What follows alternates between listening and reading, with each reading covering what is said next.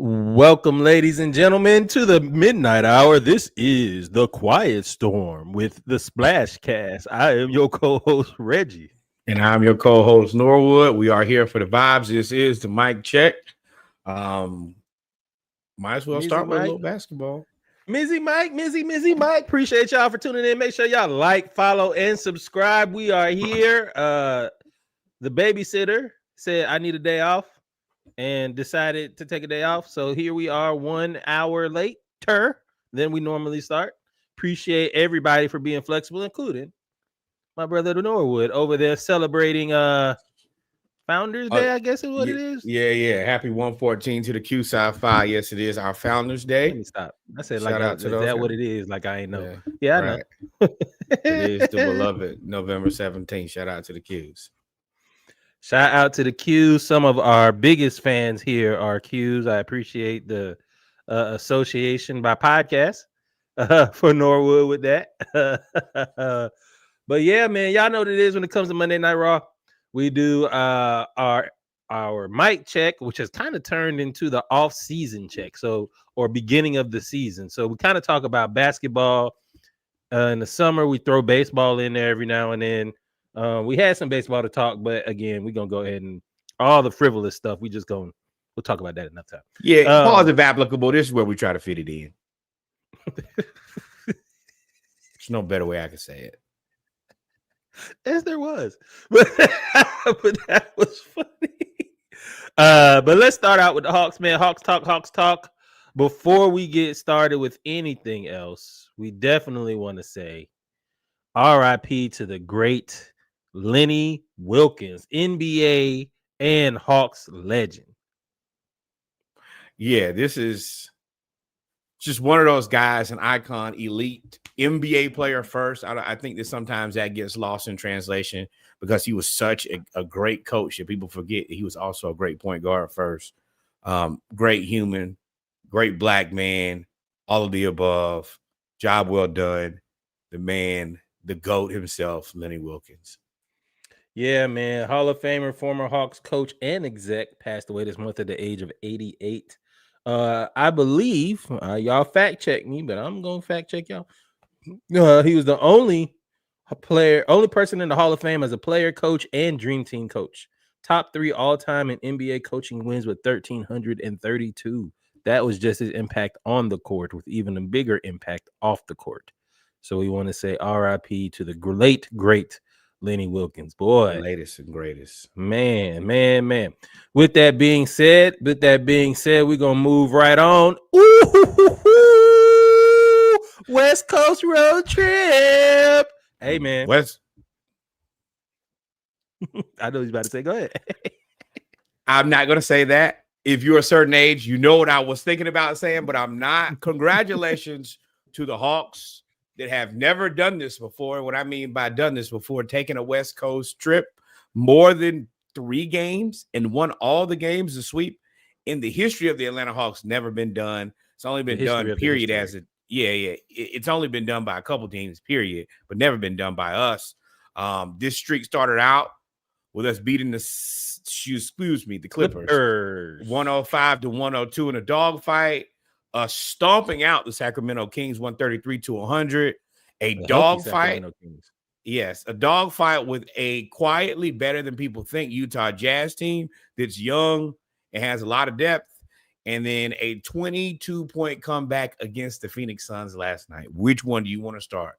Where do you want to start? We're going to go right down the list. So with the Clippers, we did play that game 105-102.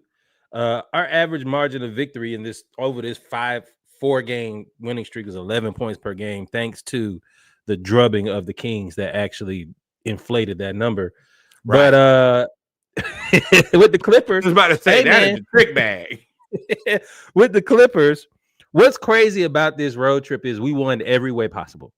So with the Clippers, and why I want to start with the Clippers is the role players. Bro, the role players came out here and really we could talk about we beat the Lakers at home too by 21-7 with Mo. But we'll stay on brand. And without who?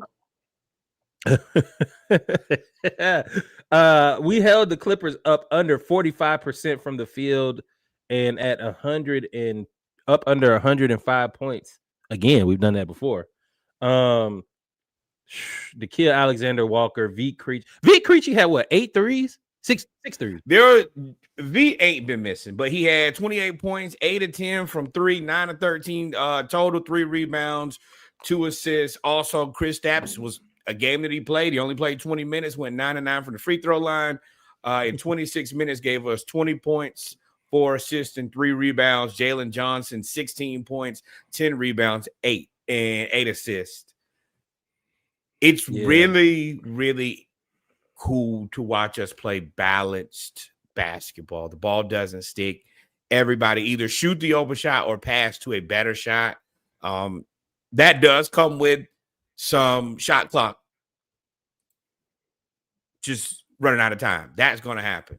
But we're not shooting bad shots. We get a fair share enough of shot clock violations. But that means, number one, that's ball control. That means the ball is moving. And if you catch us at the end, it is what it is. But the ball doesn't stick, and it's exciting to see different people on different nights kind of get it however they got to get it. But also, I'm not putting a ton of stock in this because the Clippers stink, and it's because they're all hurt. James Harden is balling his ass off. Kawhi is gone. Beal is gone. Derrick Jones Jr. after today is gone for 2 months. So they kind of old and falling apart. Yeah, they are old and falling apart. I mean, John Collins was out there, but like V has turned into like a kind of like a glue guy for the second string. Like he does just enough of something that helps every night. It just did tonight. Like he was unconscious when he hit that bank 3. I was like, oh yeah. This is the reason I was mad the first time that, like, you know, the whole Veet thing, where he kind of not with the team or before. And I'm glad they finally paid him in the most air quotes ever, because it's a 4-year non-guaranteed minimum contract. No, brother. We were negotiating. Oh, there is no season over. There's no who, why, who, and why. Yeah, nobody's gonna really fight for you. You're right. No, I mean, yeah, it's just it's the Atlanta special, to be completely honest, where we find a person, we pay them some money, but not nearly as much money as their value, and it's really it's like an unfair practice, because you should pay people what they're worth. Always, we support that here. But at the same time, if you're making these type of deals, then you're also negotiating very well. So it's kind of, there's a balance. Well, there. It's the Hawks and the Braves. That's the reason it's the Atlanta special. What they're doing is negotiating. Either they're picking their time to negotiate. So like with Acuna, they negotiated right after his knee injury.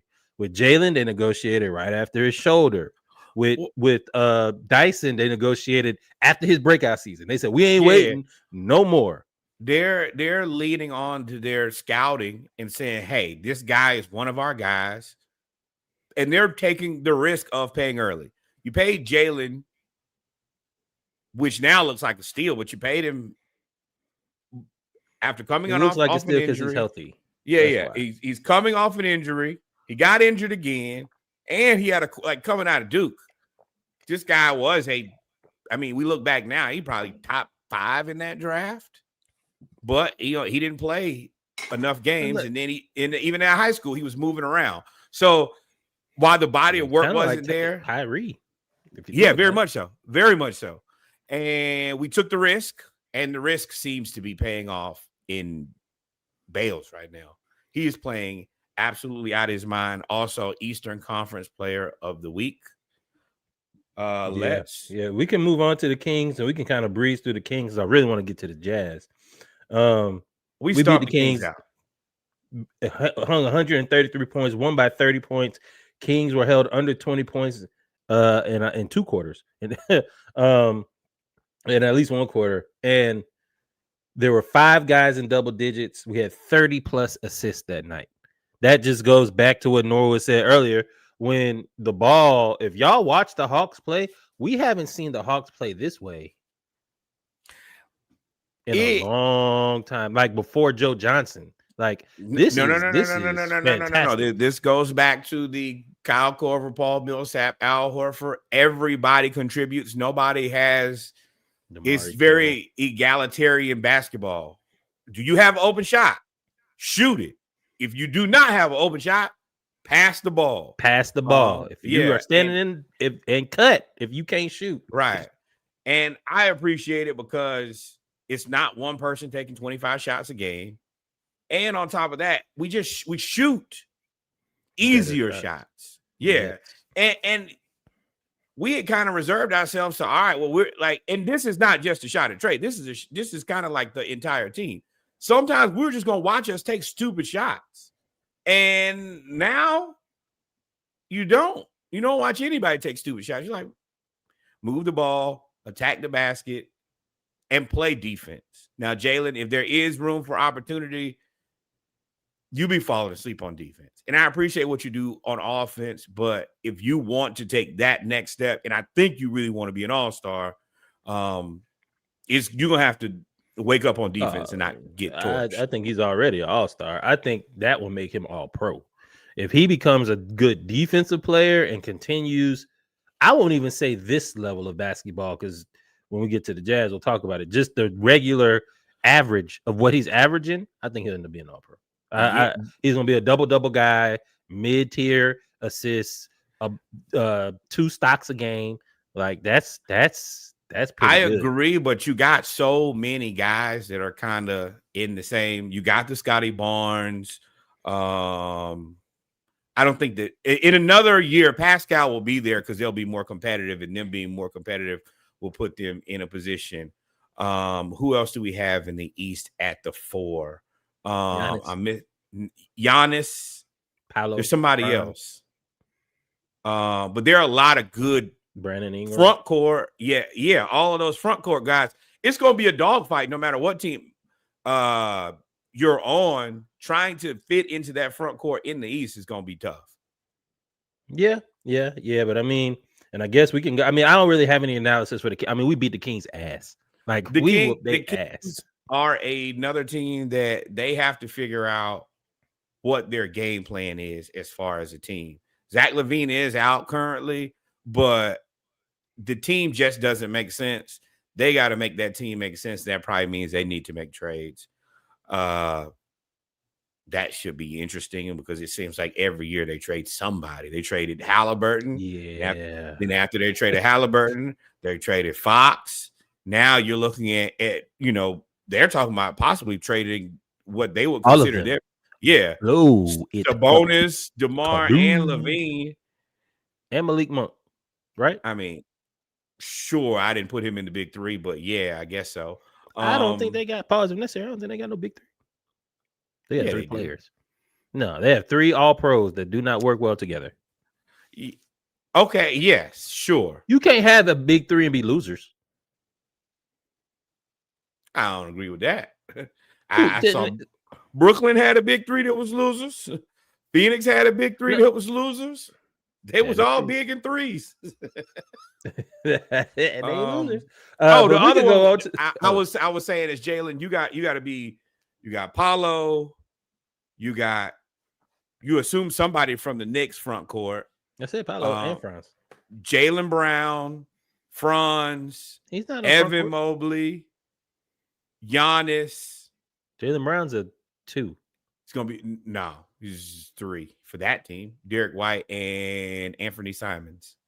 He's a 3. Hey man, he's unfortunate. I think that him and Jason Tatum have gotten both a raw deal of playing the wrong position. I think that Jaylen Brown is better at the 2. I think that Jason Tatum is better at the 3. But team makeup has forced him to play out of position, and they've done a good job with it. Yeah. So, I mean, we did play well against the Kings, but the game of the week in terms of performance from that really got him Eastern Conference Player of the Week and may probably be Player of the Month was Jalen Johnson's performance against the Utah Jazz. Otherworldly. 31 points, 18 rebounds, 14 assists, 7 steals. This is a historic performance. Was it Kareem the only person who they said had a game like this? Nobody. Or Jesus? In terms of no. that exact. It's one other person. It's I think it's Kareem that's in that conversation, but that's it. No, because the 7 steals is what sets him apart. No. It was Magic Johnson, because Magic Johnson has 6. He had almost yeah. And it was. I was just watching like, dog. I think I kept putting. I was like, y'all see what he's doing? Like, I couldn't even get hype. Like, I couldn't. Because as hype as I was for Jalen, I was even more hype that Okungwu was letting that thing fly from the 3-point line. He hit 8 threes. Veet cooked first. Veet went 6 of 8 from 3. I think he hit 6 threes in a row. And by the end of the night, he was an afterthought. Like, hitting 6. Yeah. Like, this is a guy who is on a unsecured minimum 6 threes on a heater. I think he's like 15 of 20 for the last 3 games. He finally cooled off a little bit yesterday. Then, like you said, Okungwu 8 of 14 from 3. This kid went from 0, like not shooting any threes his first season, to Sean now Marion shot. It's very much so. I see why they want to leave him open, because it doesn't look like, oh, he just finna knock it down. And he's like, oh, I'll play into it and continue to look surprised that they throw me the ball every time and throw it up there. And it's got a high arc and drops. But go ahead. And this is where I get frustrated about him not being in the starting lineup. He's done everything the entire time that he's been an Atlanta Hawk. And Kristaps is, once again, I think they just said he's on pace to play like 53 games this season, which is exactly what they expected. Which makes, why are you not putting the guy who's not going to probably play 82, but he's going to play probably 70 games or more? It doesn't, to me, make sense. It seems like it will put the team out of what they're used to, because you're used to 2 different starters.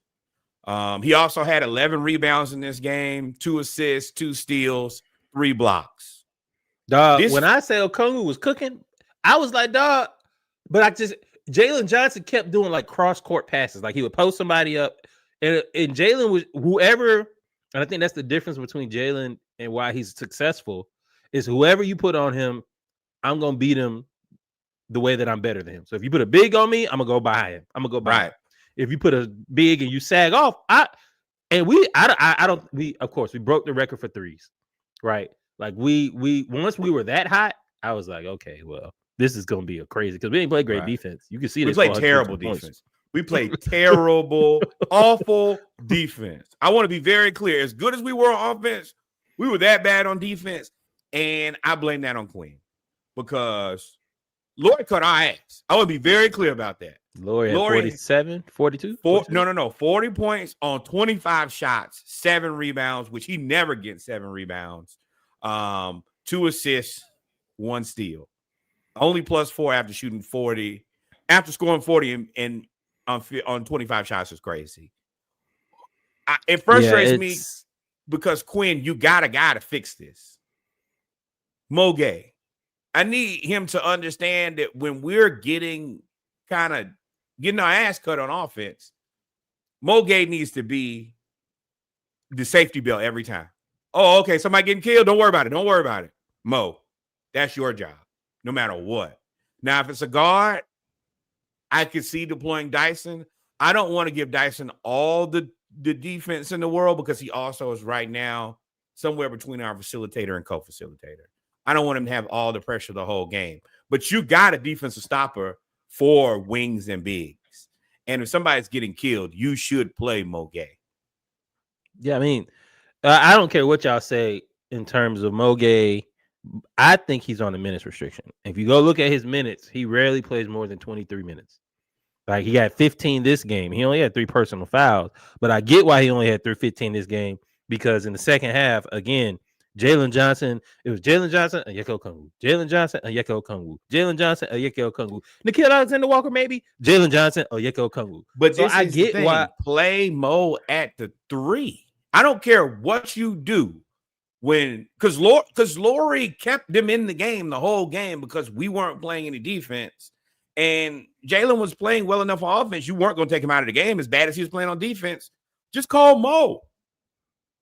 Mo's got to be the answer. Laurie playing, shooting all those shots. If you look at Keontae George was the only one other than Ace Bailey that had more than 10 shots. Ace Bailey was 8 of 13. Keontae George is 7 of 19. So because you were playing, you let Laurie, you kind of did what the Hawks kind of do. This is exactly in the past. Is just let him Laurie go off, and then everybody else just be boo boo. But he went. We would have lost if we did not shoot like we did that night. Yeah, but I mean, Laurie ain't every night going for 40 on 25 either. Like that. Their defense is terrible, and that's the point I was saying the whole time about this whole road trip. With the Clippers, we won with defense. With the Kings, we won because we're better. With the Jazz, we outscored them in every way possible. And then with the Suns, we got down by 20 points and came and got mad. That was so exciting to see, not just the comeback, the fact that Ricochet got hurt, Dylan Brooks was talking shit, and the Hawks came back in the fourth quarter when they were down by 20 and got angry and was talking big trash. It was a very focused anger, and it wasn't like the emotions got the best of you. They were just like, oh, y'all on bullshit. Cool story. We are too. And y'all want to, okay, y'all went up 20. Y'all went up 22 ever, 20 run in a row. 20 to nothing. And that, because Dylan Brooks, once again, if somebody's going to kill us, and that's what really frustrated me was, if Devin Booker kills us, that's fine. Devin Booker, certified murderer. If he gets it done, I'm not upset about anything. But Dylan, once again, 30. As soon as you see him torching us like that, you got to say, hey, Mogay, get him. That's his job. You're not the enforcer, but you're supposed to be the fire extinguisher. Every time somebody get hot, just let 8-foot Mo harass them for 4 or 5 minutes. And either you'll be more tired or he'll shut you down, one of the two. Now, Dylan did. He got in Jalen's head in the second and third quarter. When they built that lead, because we actually were up. We were up by like 15 in the first quarter. Then they came back in the second quarter, and I think it was a close game. And in the third quarter, they went kind of crazy. And they got in Jalen's head. Dylan Brooks got in Jalen's head. And I was like, okay, I got to see how we respond to this. And we were playing well, and then we went on that run, and Dylan Brooks and all of them got real mad. Your boy Booker, he stayed talking shit. Started talking real trash because the bench of the bench started scoring, and I was like, oh, they think this is over. They are a team of pesky, like they are the pesky guys. They are the Pat Bevs. You got Colin Gillespie over there, a person you like to slap. Grayson Allen, a person over there you like to slap. Dylan Brooks, a guy who you like to slap. Hey, say what you want. I like Devin Booker. Chippy guy, to say the least. So you got all of those guys. Royce O'Neal ain't your best friend either now. No. And then the whole situation with Ricochet, where he on a fast break and Colin Gillespie kind of uses his speed and inertia against him and just kind of pushes him a little bit, falls on his back. And I think, unfortunately and fortunately, that was the single-handed undoing of the Suns. Because before that, you're right, Jalen was flustered. He was just like, oh, this guy's getting on my nerves. And Dylan was hooping. He was on one side bothering the hell out of you, and then on the other side, he come right on down. Get to the basket, later. A little fade away. I was like, man. And I'm like, if Booker was doing this, I'm okay. Dylan can't do this to us. But Dyson, shout out to Dyson. Hey, it kind of I ain't gonna say shut Booker down, but you held him to not going crazy. He kept him very realistic. And I mean, that's all. You're never gonna shut Devin Booker down, but you can slow him down. And I like Dyson's demeanor at point guard. He still had 27 because he's so calm. No matter what's going on around, I think he might be a serial killer, to be completely honest. He never shows any emotion. If he might have 3 fouls in the first half, still nothing. Just they could be up by 20. He still ain't smiling. And quietly, this was his game where he affected the game. So this one. I mean, he almost had a triple-double, 11 points, 12 assists, 7 rebounds. He affected the game. And, of course, he had his 3 steals. He affected the game. And him and Nickeil Alexander-Walker, because Nickeil Alexander-Walker also saved this in this game. I think he went crazy in the fourth. He had 13, 15. Yeah, that's what Jalen said. Hey, man, we got to do it for Zach. And they immediately did it for Zach. Yeah. Okungwu. And this crazy is Okungwu with the Jazz didn't even score his career high or his season high. I think he had 26 points against the Jazz. He scored 27 against the Suns. 10 of 10 at the line. Nickeil Alexander, 26 points, hit the go-ahead 3. First of all, Nickeil Alexander-Walker went on a 10-0 run by himself. Hey, Minnesota should have kept that one. Y'all look like y'all need him. Yeah, thank you kindly. I appreciate that. I think he's averaging like 17 points. He might be in the conversation for most improved, especially if we continue to play at this clip. There will be people. Yeah, if we win like this, did Jalen get it already? Nope. Nah, but Dyson got it. Well, he's not going to be eligible. He's not going to be eligible for it because he still was averaging 20 and 10 last year. He's going to go up a little bit, but it's not going to be enough. The separation is not going to be enough. But I get why you think he should be MIP because he would have won it probably last year if he played the whole season. But no, I have 2 of the last 3 most improved players on the roster. Is crazy, right? So I mean, we played well. We play tomorrow at home, and then we go on the road again. Now we do have some injury updates. First, we're gonna talk about Big Z. So he did take that hard fall.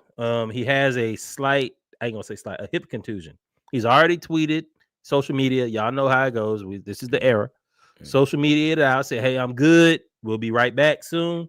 I believe they're probably gonna hold him out for probably 2 to 3 games, which is fine because we have Toppin that we can add to the rotation, and Jalen's little brother who we can add to the rotation, who can be supplemental, Houston, who can shoot. I mean, sure, but I think they want somebody who can do a couple more things. Caleb Houston is basically just a shooter. Yeah, they're definitely going to want somebody with defense. You're right. Because Ricochet, what you going to miss is he's calm. No, you said something Saturday that I didn't think about. Him playing the 2 and putting him at the top of the key on defense, and then letting Nickeil Alexander-Walker and Dyson kind of float around as the safety, guard your other best player, and then come in and steal the ball with Mo Gay, Onyeka Okungwu, and Jalen Johnson playing really the free safety. That's what you're gonna miss is his length and his defensive ability to play and finish. He can now he's a finisher, but see, this is the thing. You have Jacob Toppin who can do that. He can do it. And I think that we're finally in a space where we have guys who we can deploy for 3 or 4 games who are more than serviceable, we're not playing with Don Barlow's anymore. Hate to have to say it that way. You say that every time. Because he stinks. I had to watch him and Niang just piss away our season. Wow.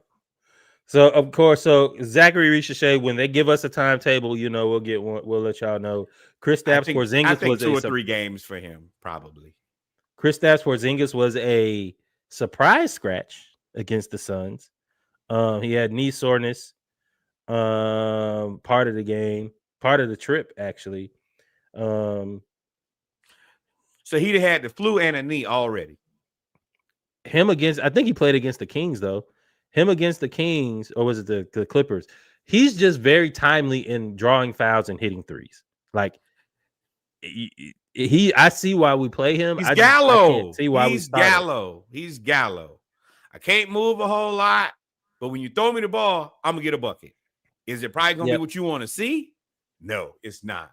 That's the reason I think he should be on the bench. Just put him on the bench And when you put that second unit out there, that stupid ass unit you put out there with Keaton and Veet and Luke Kennard, Quinn, that's the things that I think, like, I get frustrated because I like the way that we play very egalitarian basketball now. But then I see Quinn's rotations and I want to take him outside and just punch him in the face 45 times. Please stop playing Keaton and Veet and Luke at the same time. Yeah, yes. So yeah, I agree with you. Especially if you're only gonna play Mogay like 15 minutes. Again, Mogay played what 16 minutes, 15 minutes, 10 minutes. Now the 10-minute game was against the Suns because he had 3 fouls in like 5 minutes. But if you're not gonna play Mogay that time, then you can't.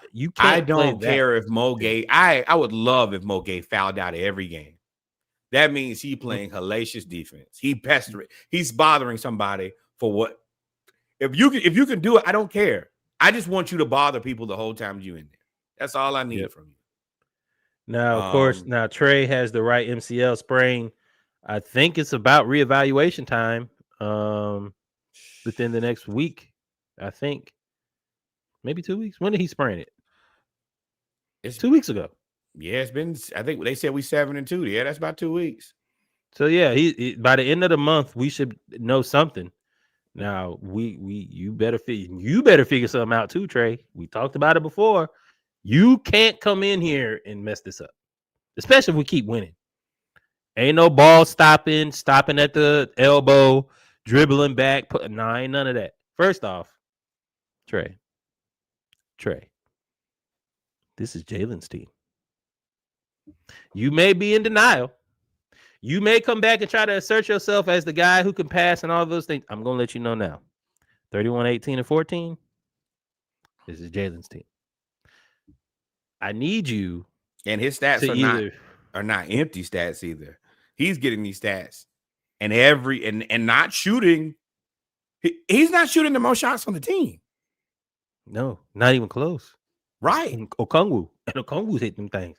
But so Trey, I'm looking at you now. I hope, as Norwood says, I hope you can be a cog and not try to be the system, because you're gonna screw this over. Don't screw this up. And that's where I've voiced my concerns to you a bunch of times about. I just don't, because his game isn't really conducive to being a cog. Unfortunately, the harsh reality is if he doesn't have the ball in his hands, Trey doesn't mean a ton. And, he's just a net negative on defense. Now, I think that we have played Luke Kennard out there, and I don't think that Trey's any worse than Luke Kennard, and he's 10 times better facilitator, but it can't be you dribbling the air out of the ball again. It's either you attack the basket, get into the paint, and dish to an open shooter, or you're running off a screen.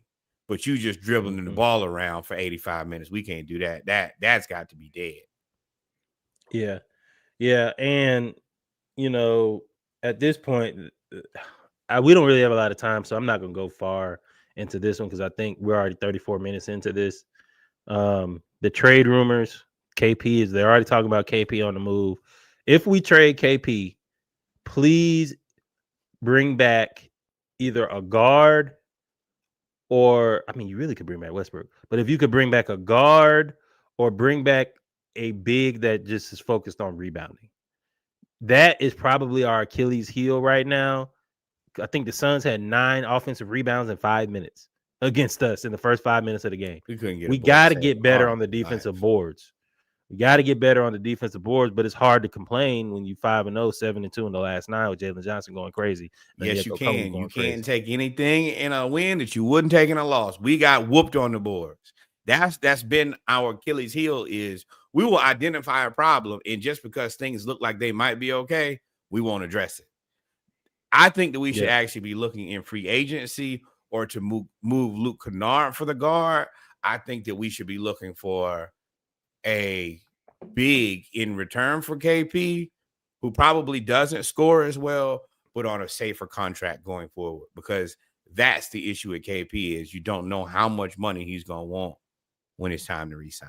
I would like somebody who will be under contract for at least 2 or 3 years because our money is kind of straight right now. Our books are good. Yep. And then of course Trey. That'll be a whole nother discussion. Closing thoughts. Our upcoming schedule, we play the Pistons, the Spurs, and the Pelicans. We have to beat the Pelicans first off. We need to beat them down and discourage them even more than they are. Lost we again. Have their pick. As we record right now, the Pelicans should have already finished the game with the Thunder. That should make them 2-12. We are in the proverbial catbird seat as far as draft picks. Special shout out to Joe Dumars. You are a friend of the show, even though you might not have even heard of us. But the magic that you've done for us in trading us that unprotected first round pick. And I think that Derek Queen is going to be a good basketball player.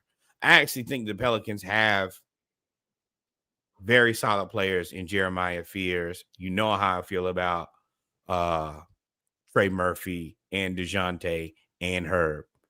If you can figure out what to do with Zion, you could potentially next season be good enough where people don't hate you for the trade. But this draft looks so good that that's going to be tough. And Derek Queen, I mean, and we're starting to enter the era of, eras are copycat. All you do is copy one player, right? Kevin Durant, really Kevin Garnett, and then it progressed to Kevin Durant being the 6'11" shooting guard, and now you see everybody as 6'11" shooting guards.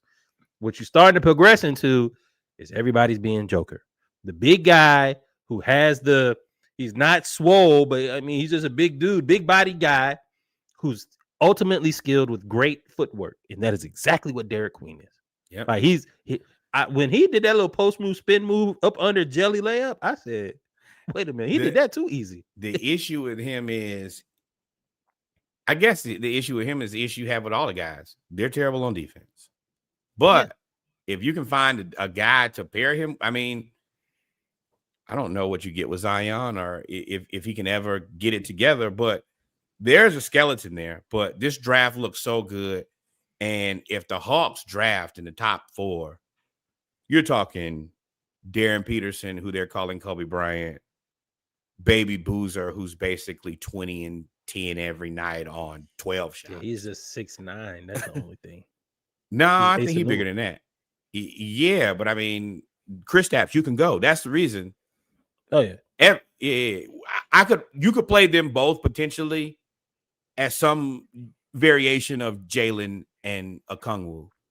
And then Mo Gay, you're gonna have to play some minutes at the 3, which I'm okay with that because I want him guarding wings who are trying to score. And then you got Detroit coming up first. Excellent matchup against the best team in the East, if I remember correctly. I want to see what we look like against them. Unfortunately, Wemby has suffered a strained calf, which y'all know is super spooky. So he will not be playing for the Spurs. So at least when we play against the Spurs, it'll be against the others, and it won't be against. Yeah, he's 6'9". That was right. The Monstar himself. We'll get New Orleans, who is terrible. We get Washington, who's terrible, and then at the end of the week, we'll play Cleveland. So you talking about in the next 2 weeks? No. Yeah. Correct. But we got the week ends on New Orleans. We play 3 games. Yes. So we got a bunch of winnable games coming up and some good tests at the same time. It's not like we're gonna get a barrage of tough games back to back, which is good for us getting healthy. Scout games. Yeah. If we on the trade, we can scout all these teams. Who don't you need? Especially the Spurs. Y'all trying to get rid of it? Well, we can't get you. Well, yeah, we can. You trying to get rid of people anyway? Consolidate. Could work. And I mean, Kristaps and Wemby.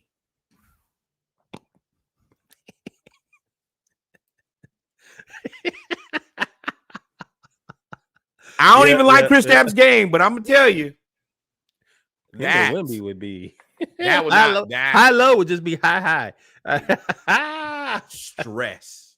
That's where you just start punching people. But that's it. Wemby seems like he bought that life. Steph Curry left Under Armour. He's probably going to stay independent. I don't know where he's going. I think Nike or Jordan. I think he's staying independent. he let Under Armour develop that sole that he likes specifically, that gives him the specific traction that he needs. He has everything now. He has the infrastructure. And I mean, Clay is already over there with Anta. So I mean, oh yeah, I can see him doing that too. To pivot to a more ownership style arrangement in the next deal. And then he paid tribute to Kobe against. You know how bad it has to be. If I'm the Spurs, I know we got Wemby, and I know we got this team, and I know we good, and I know Steph is old. Y'all scheduled me against Steph in a back-to-back. Why would y'all do that? That didn't make no sense. And he scored 80. What is it? 80 points? 80 points in 2 games. And then last night he laid an egg, but they just got they had it all. They got the Pelicans. But that was the first time I was like, man, maybe. Yes, I did lay an egg against the Pelicans. And just like Jordan said when he was drunk, if y'all can't beat these people without me, y'all don't deserve to play. Yeah. And I mean, that one, there's potential. He wasn't going to hit a 3 ball at all in that game. He was at half. He was over. And I mean, Jimmy gave him his first one on a fast break. Like, nah, you take this. You need a bucket, brother. But they still stomped out the Pelicans. Appreciate y'all guys doing that. Anything y'all can do to support the Atlanta Hawks or the SplashCast, always remember, like, follow, subscribe. We appreciate it all here. LeBron James. So gambling still going on. Now they asking about LeBron and Orlando. So I think that's 100% sure they're not gonna get LeBron. They're gonna be a fall guy. Gonna be a fall guy.